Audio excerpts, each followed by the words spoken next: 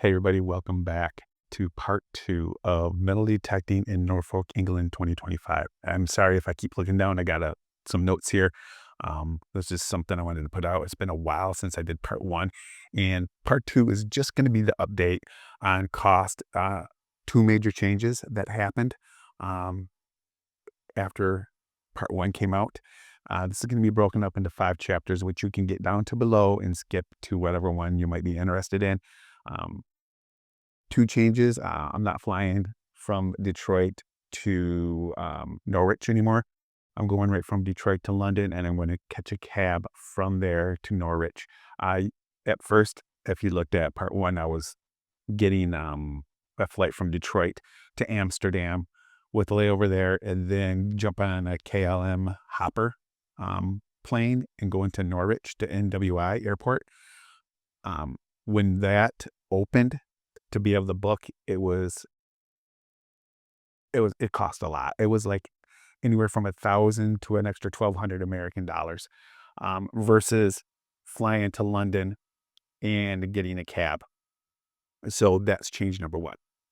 Change number 2 is that when I first was looking at this trip, they offered pick up and drop off at the London airport if you could not fly into Norwich. Some stuff happened. I think, I don't want to like embellish or anything on this, but I think in the long run, if I'm paraphrasing correctly, the taxi service they have smaller vehicles now, and to be able to pick everybody up with all their luggage is just not a possibility anymore.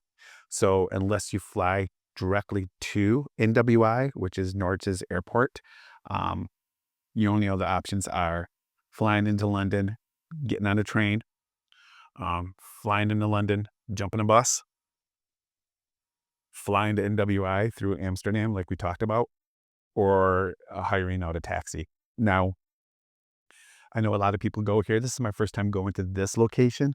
So I'm not too hip on a train or a bus. The reason is because I don't know where I have to go for this. I believe I can jump on the tube at the airport and take that maybe to Grand Central Station or whatever the train station is, and then get off there and then transfer over to a train to Norwich, and then get off at the train station there, and then jump a cab to where I need to go, which is a heck of a lot cheaper. Same with the bus. I looked into the bus. The bus problem is that I called them and they weren't too keen on how much luggage I was going to have, because I'm also a photographer and I'm bringing that stuff with me.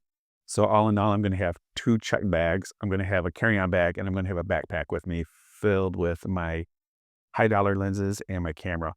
And that was another reason I did not want to take a train or take a bus. I didn't know where I'd have to walk, especially pushing 2 big ass check bags, strapping, the carry-on to it, and then my backpack. Because if I'm going to, and I jump right to the worst case scenario, if something should happen, I get robbed or something like that, they're not going to take my check bags unless they pull up in a car and grab them. They're probably going to take my backpack off me. And that's going to have no less than 8,000 American dollars of camera gear in it, by the time you think about the R6 Mark II, the 2 to 800 millimeter lens, the 70 to 200 f2.8 USMZ lens, and some other little odds and ends. So it's for peace of mind. I'm just gonna fly to the airport and get a taxi. So those are the 2 major changes. So let's talk about the third change. And for that, let's go to my my big Q screen here real quick. If we can get there. There we go. Bring up my checklist here. So when I booked, my original booking is right here.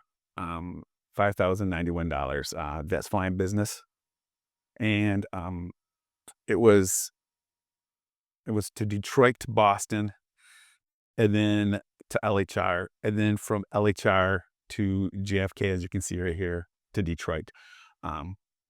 Every other time I went to England, it was cheaper to fly direct to Detroit to London, London back to Detroit, nonstop. It was always cheaper. But for some odd reason, when this booking opened up, it was $6,000 or $7,000 at the time. And I couldn't wrap my mind around it. I didn't understand why a nonstop is so much more money other than convenience than it is to fly, get on another plane and fly again. So now you have more weight, more carbon footprint. I don't know. But that's what it was. And at that point, I was still wanted to try to fly into Norwich, but it wasn't offered because I don't know. It just wasn't offered. And then later on 10/25, a few days after, I was looking at the booking and I saw that the booking came down. It only came down like $4 or $5, right? But not only did it come down $4 or $5, this was for, if I can pop the note back up, this was for a Detroit to London nonstop, but not nonstop back, which I'm fine with because I'm just worried about my bags getting lost on the way there. If my bags get lost on the way there, I'm screwed. Um, and I know some of you probably never had this problem. I've had it. I've had American Airlines twice, United once, and Delta once. So it's always in the back of my mind. And that's why I like to fly with two bags, because what I do is I split my stuff amongst the bags. So half my clothing is in one, half my clothing is the other, just like that. If one gets lost, hopefully the other one's there and I'm not SOL. So I was really happy when this happened because not only do I get to fly nonstop from Detroit to London, I don't have to worry about it. The only thing I have to worry about is my bags making it from the Detroit airport baggage system onto my plane. That's the only thing I don't have to worry about, them making them onto my plane, then getting off at Boston, getting them off that plane in Boston and getting them on another plane. Or I don't need that headache. I just don't need that headache. I don't have to worry about my camera gear per se, because that's going to be on a backpack on me. So I'm fine with that. My metal detecting stuff is going to be on my carry-on. So I'm fine with that. But if I don't have clothing or my boots or some other stuff that I need that I can't fit in my carry-on, then it's just going to be a long day. So that said, that was my first rebooking. And then, as you can see right here, this is NWI, which is Norwich, how much extra it was, like $6,700 versus $5,000. And I was just like, for me, it's not going to happen.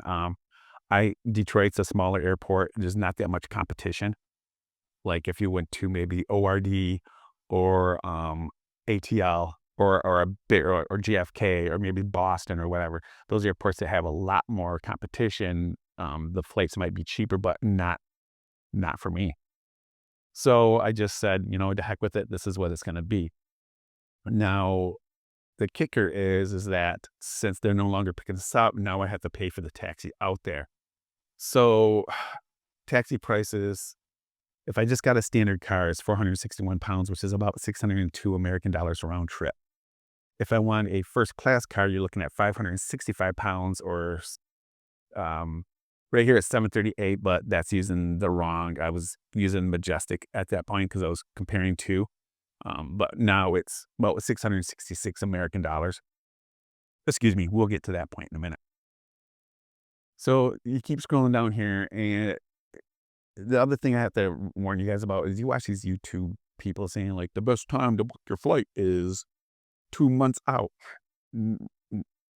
Maybe it is if you're in a market area where there's a lot of competition, but where I'm at, no, it's not. It's like right at the beginning. Because you can see, $5,000, and this is business, and it's the same for, if you're flying Coach or Main or whatever you want to call it, or Delta Comfort or Delta Premium Select if you're flying Delta. It just gets more expensive as time goes. I mean, there is a stretch right here in December, November-ish time where it dropped a few dollars less than what I originally booked for. And I wasn't too sure what, but then it popped right back up. 7, 6, 6, 7, all the way down. Look at this, all the way down, And this is like in January. Okay, that's cool. But if you get to where they say wait for 2 or 3 months out, if I'm leaving in August, and if I wait 2 to 3 months out, that is August, that's July, June. So June, Mayish time frame. If you go up to the July time frame, 10 grand. If you go up to the June time frame, 66,000, almost 7. The May is anywhere from 7 to 8 grand. I mean, it's not cheaper. It isn't for me. So let's go back up here. So I don't know what I was doing. I was laying in bed or something and I couldn't sleep. So I think it was like 3 in the morning. I just jumped on just to see, what the prices were, because I was like, I was just hoping that they'd come down to where I could rebook and get a credit or actually get my money back, because I have a refund on it. I paid a little bit extra for the refund, and then that would help offset my taxi cab. And sure as crap, look at that, $4,669. I'll take that all day long. So I jumped on Delta, I rebooked through Delta, and now I have a direct flight there and a direct flight back from London, and I feel a lot much better. Plus the money that I'm saving on it, even though it's only $400, is going towards my taxi, which is $666. Now, it's expensive. It is. If I was going to take a train or a bus, it'd probably be 100 pounds or maybe less for that. But from what I understand, it takes like 4 or 5 hours maybe for a bus, and I don't know how long for a train. Taxi is like 2 hours, and I have plans like when I get there on September 1st, we're not metal detected at all. So I'm going to go out and I'm going to go see the sites. I'm going to do some street photography and stuff like that, get a bunch of stuff knocked out, because we go out metal detecting from about 8:30 in the morning, get back about 4:30, 5:30 at night, eat dinner, and then I plan on going out and doing some night shots and doing some evening shots and stuff like that. So um, I just wanted to get there fast, and I just didn't want the hassle of training or busing and maybe losing stuff or trying to hassle with all this stuff. I don't have that in me. So that was nice. It was nice. So let's move on to, that was my change in my flight. So let's move on to the Oaklands Hotel. So let's go to the LG monitor here real quick. And let's see here. Where are you at? Anyway, so they have like some rooms that you can do. You look at it, I think it's a single and then a double with somebody, and then you have like your suite. And I picked a suite, which is, let's scroll down here. Scrolling right here. So let's take a look at that. And this is like one of many rooms that they have. So with the suite, you get your own, like, it's like your living area, like your living room, and then you have your bedroom, and then you have a bathroom, and then you have like a little kitchenette area that's not really a kitchenette. You got like a little sink. You got a coffee maker. It's not even a coffee maker. It's like I don't know, but man, it boils water. It will boil waters for tea. No microwaves, no refrigerators. I think it's just an England thing. I'm not too sure why, but so this is kind of what some of the rooms look like right here. We just scroll on through. As you can see, there's a microwave right here, but this picture, I also saw this picture on a Google review from a gentleman that stayed there in 2018. And when I contacted this hotel, it would have been 2024, at the tail end of 2024, and I asked if they still had microwaves. They said no. So it's an older picture, so who knows what the rooms look like now. So we'll just keep scrolling through here. That's kind of, what it looks like. So yeah, I mean, it's pretty cool. With this also, let me bring up my notes here, make sure I'm not forgetting something here, guys. Um, with this trip, it comes free breakfast. So if we look at the breakfast menu here, right there, full English, eggs royal, and I don't know exactly what you get with the breakfast. I'm assuming English proper English breakfast with the sausage, bacon. It kind of looks like this right here. No. If this comes with this, I'll just push that off to the side. I tried it the last time I was in. I didn't care for the blood pudding, but it kind of looks weird. Beans, I mean, it's delicious, absolutely delicious. So with the price, you get the breakfast, and then I'm sorry, guys, I'm cold. And then your mains. So you have to pay for your own lunch out in the field, and you have to pay for your dinner when you get back. Um, I've had half, almost 3/4 of my stomach removed, so I don't eat a lot. And we'll talk about that in like part 3 of this, of what I'm packing and whatnot. But for a menu and this could change because I mean, I don't know if it will because I think this is still the menu for when we're there in the fall. But you can see the Michael's Burger, 16.95. And this is in pounds, so you're looking at maybe 20 so dollars, in American money here. It looks really good. I know I'm not going to be able to eat the steak. That's just too much food. It'd just be waste for me. Um, but so that's there. So I think let's go back to the BenQ monitor and let's go to my sheet 1 here. This is just, my weirdness that I have going on. This one, how much am I looking at for if I do every meal at the diner that they have there, and then the 2 or 3 times we go to Chinese. So I'd probably just get the Michael burger. I'd probably get a side of fries, or a house salad or roasted vegetables. Any of these are sides, be it an extra $3.95. I might not get them. I don't know. I don't know if they allow or if they have takeout. I know the last place I went to, if you didn't eat, they didn't have nothing, no take-home containers. I don't know if that's a thing over there. If someone knows, let me know. But I figured I'd probably just get the burger every time I'm there. And then I'm factoring the Chinese at least 2 or 3 times at maybe 20 pounds each time we go there. And then a Sunday dinner. Oh, I love Sunday dinners in England. And this is how much they would cost depending on which one I got. If I got the roast beef and then the turkey and the pork, if I just get pork, if I just get turkey, if I just get beef, I'd probably just get the turkey. Then again, I honestly don't know. And on this side is pretty much the calculations, what I'm spending on. I'm bringing like 740. I have 740 on hand with me, pounds. Some of that's going to be on my Wise debit card, my international debit card I have, and then some will be cash. But after I take care of all the dinners and the tip, I should have like about 344 if I stick to that. It's just, like I said, it's just my craziness. I just like to know where I'm at. So I think we covered everything. Let's see here. We talked about I'm not flying NY and NWI anymore. I'm not taking the train. We got to drive ourselves there somehow. Let's see, the flights got changed. I changed my flights. We talked about the hotel. So all that's left is just a quick closing remarks. I want to thank you guys for watching part 2. Part 3 will be hitting in the next week or so. It's going to cover what I'm packing, my detecting, my clothing, and stuff from my photography, and why.